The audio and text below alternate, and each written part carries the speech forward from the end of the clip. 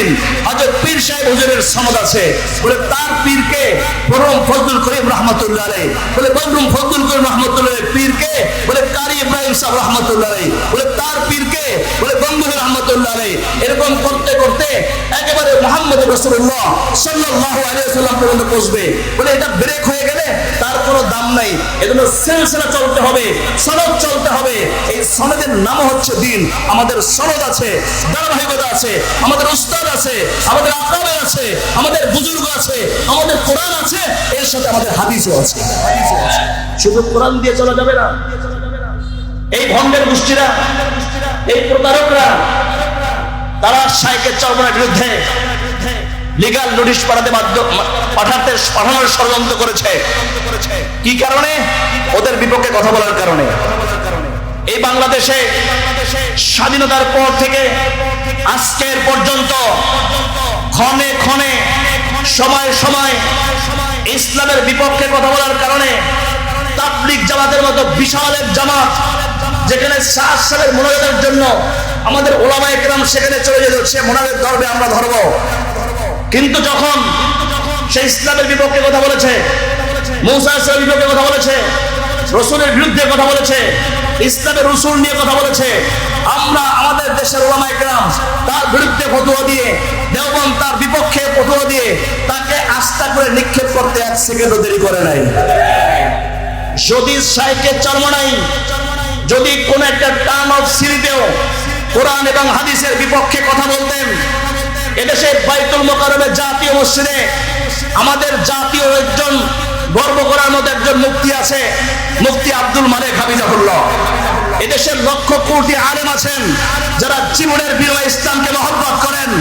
যদি অবশ্যই এটা যদি তার ইসলামের বিপক্ষে কথা হতো, সর্বপ্রথম মুফতি আব্দুল মালিক বলতেন হাফিজাহুল্লাহ, আমরা বলতাম, আমরা এই তাদেরকে মহব্বত করলে তাদেরকে আগেই বলতাম এই কোরআনের বিপক্ষে আপনি কথা বলেছেন। এদেশের লক্ষ কোটি আলেমরা এই কথার বিরোধিতা করেন নাই।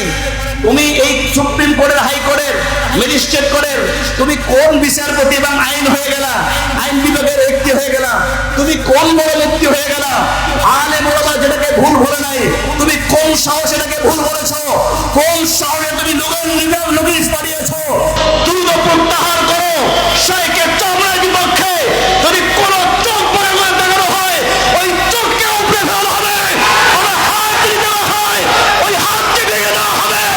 এদেশে শাইখে চরমনাই বেশি আসে নাই, তার বিপক্ষে কোন ষড়যন্ত্র হলে বাংলার ঘরে ঘরে আগুন চলে উঠবে।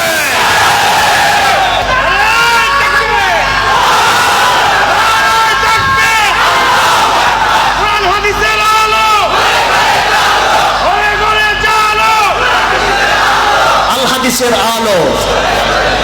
এই আহলে কোরআনরা সবচেয়ে বড় ফিতনাবাজি করছে। এই আহলে কোরআনরা সবচেয়ে বড় ফিতনাবাজি করছে। এই আহলে কোরআনরা তারা এই সেকুলারিজমের সাথে মিলে শাইখে চরমনাইর বিরুদ্ধে আঙ্গুল তোলার সাহস পেয়েছে। এদেরকে খতিয়ে দেখা দরকার। এই লিগ্যাল নোটিশ যাকে পাঠিয়েছে 144 তার বিরুদ্ধে জানতে করা দরকার। কোন সাহসে, যার জীবন উৎসর্গ করেছেন কোরআনের জন্য, যার জীবন উৎসর্গ করেছে হাদিসের জন্য, যার জীবন উৎসর্গ করেছে ইসলামের জন্য, যিনি বুকে তাজা বুলেট নেওয়ার জন্য এদেশে জুলাই বিপ্লব ঘটিয়েছেন, যে 1 সেকেন্ড নিজের জীবনকে উপেক্ষা করে নাই, নিজের জীবনকে বাজি রেখে এই বাংলাদেশের মানুষের মুক্তিকামী একজন নেতায় পরিণত হয়েছেন, লিডারে পরিণত হয়েছেন, তার বিরুদ্ধে কিভাবে এই ষড়যন্ত্রকারীরা ষড়যন্ত্র করে অবশ্যই আমাদেরকে খতিয়ে দেখতে হবে। আমাদের বুঝে আসে না, যিনি এই শাইখে চরমনাই, পীর সাহেব চরমনাই যদি সারা বছর ঢাকার মধ্যে প্রোগ্রাম করেন, তাদের প্রোগ্রাম করা যথেষ্ট। কিন্তু না, আমি সেই নাটোরে গেলাম, সেখানে দেখলাম একটা মাদ্রাসা 40 বছর আগে প্রতিষ্ঠিত কারিমিয়া মাদ্রাসা, মুজাহিদে বিল্লাহ কুতুবে আলম ফজলুল করিম রহমতুল্লাহ আলাইহি সেখানে মাদ্রাসা প্রতিষ্ঠা করেছেন। সেখানে এখনো মোটামুটি কোনো মতে রাস্তা হয়েছে। আমি বললাম, এর আগে কিভাবে এখানে আপনারা যাইতেন? বলে নৌকা দিয়ে ওখানে আমরা ভরে ভরে মাদ্রাসা করেছি। ফজল করিম মোহাম্মদ যদি চাইতেন শুধু বরিশাল আর ঢাকায় প্রোগ্রাম করবেন, বাংলাদেশে কোথাও যাওয়া লাগতো না। বর্তমান পীর নায়েবে আমির হাফিজাহুল্লাহ ওনারা চাইলে বরিশাল আর ঢাকায় প্রোগ্রাম করতেন, অন্য কোথাও যাওয়া লাগতো না। কিন্তু তারা কখনো যশোর, কখনো খুলনা, কখনো চিটাগং, কখনো রাজশাহী, শুধু দৌড়ান আর দৌড়ান। এই জন্য নিজের ঘর বাড়ি ছেড়ে দিয়েছেন, সবকিছু ছেড়ে দিয়ে শুধু দৌড়াচ্ছেন কেন? এই দিশাহারা মানুষের রাজনৈতিক মুক্তির জন্য, আধ্যাত্মিক মুক্তির জন্য শুধু মানুষের ধারে ধারে যাচ্ছেন। আর যারা জীবন উৎসর্গ করে মানুষের কাছে গিয়ে খেদমত করছেন, আর তুমি তাকে ইসলাম অবমাননার দায়ে মামলা করছো, তোমরা যেই হাত দিয়ে মামলা করেছো ওই হাত ভেঙে দেওয়া হবে, যেই চোখ দিয়ে তোমরা নজর দিয়েছো ওই চোখ উপড়ে ফেলানো হবে। আমরা পরিষ্কার জানিয়ে দিতে চাই, খবরদার আগুন নিয়ে খেলার চেষ্টা করবা না। সব জায়গায় তোমাদের নেতাগিরি চলে না। তোমার চেয়ে বড় বড় নেতা ছিল, তাদের অবস্থা কোথায় এখন? আমি শেষ করতে চাই আলোচনা।